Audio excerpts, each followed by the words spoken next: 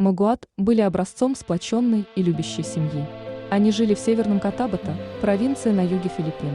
Лавела работала директором в местной начальной школе, а ее муж Круз там же работал учителем.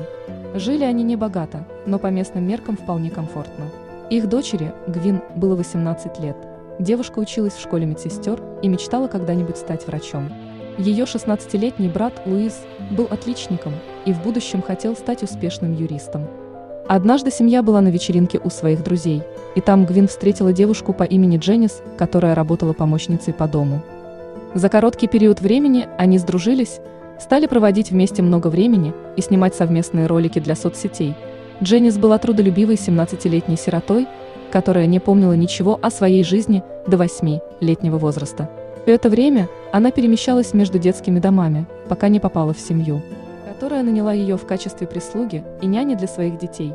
Несмотря на то, что работала девушка практически круглосуточно, у нее были проблемы с деньгами, и из-за загруженного графика не было возможности посещать школу. Тяжелое положение Дженнис тронуло брата и сестру Магуат, и они решили убедить своих родителей удочерить девушку. Лавела и Круз сначала колебались из-за своих финансовых проблем и из-за нехватки места в их доме, но Луис предложил отдать свою комнату Дженнис, а сам он будет спать в гостиной. Под натиском постоянных уговоров со стороны Гвин и Луиса родители сдались, и в июле 2021 года Дженнис официально стала членом семьи Магуат. Девушка влюбила в себя всю семью. Лавела и Круз относились к ней как к родной дочери, а Гвин помогала Дженнис с занятиями в школе. Девушка была окружена любовью и заботой своей новой семьи. В августе у родителей из комнаты пропали 10 тысяч песо, а на следующий день Гвин обнаружила их в потайном кармане сумки Дженнис. Девушка извинилась и сказала, что такое поведение связано с ее трудным прошлым. Семья дала ей второй шанс. Дальше все шло хорошо. Они все вместе ездили в путешествие, и Дженнис хорошо адаптировалась в семье. Утром 10 декабря, через 5 месяцев после того, как Дженнис стала частью этой семьи, Лавела и Круз ушли на работу с улыбками на лицах. Девушка впервые назвала их мамой и папой. Ровно в 14 часов 58 минут этого же дня Крузу позвонили и сказали, что в его дом ворвались грабители. Он знал, что 3 его детей находятся в доме. Мужчина помчался туда, и уже в 15 часов 15 минут он был на месте. Войдя в дом, он стал выкрикивать имена детей, но никто ему не отвечал. В гостиной он наткнулся на тело Гвин и Луиса, залитые собственной кровью. Парень и девушка были мертвы. Луис лежал связанным, с кляпом во рту. Рядом валялись разбитые бутылки, молоток и бейсбольная бита. У двери лежал нож. В это время из своей комнаты вышла Дженнис. Волосы девушки были мокрые, и было похоже, что она только что вышла из душа. Круз все еще был в состоянии шока и не мог понять, почему она не услышала криков и была в душе посреди этого хаоса. Дженнис рассказала, что они с Гвин делали уроки, когда услышали крики Луиса. В дом ворвались 3 мужчин и зарезали парня. Потом они напали на Гвин, а Дженнис успела спрятаться под кроватью в своей комнате.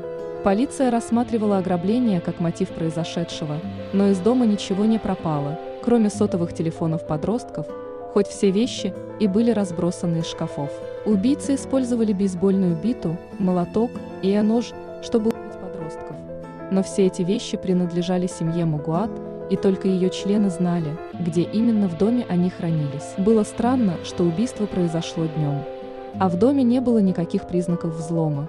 Все это выглядело как организованное убийство, совершенное кем-то, кого семья хорошо знала.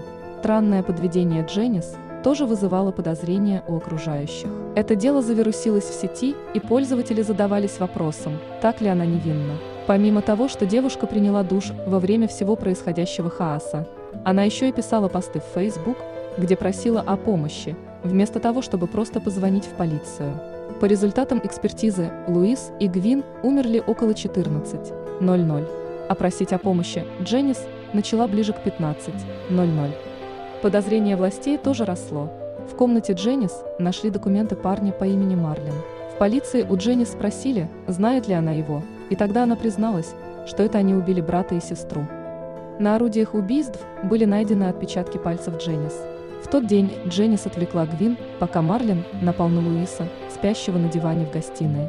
Он начал наносить ему удары ножом в шею и лицо, Луис начал кричать и звать на помощь, Гвин испугалась криков брата и попыталась выбежать из комнаты, но Дженнис остановила ее. Она притворялась, что понятия не имеет, что происходит.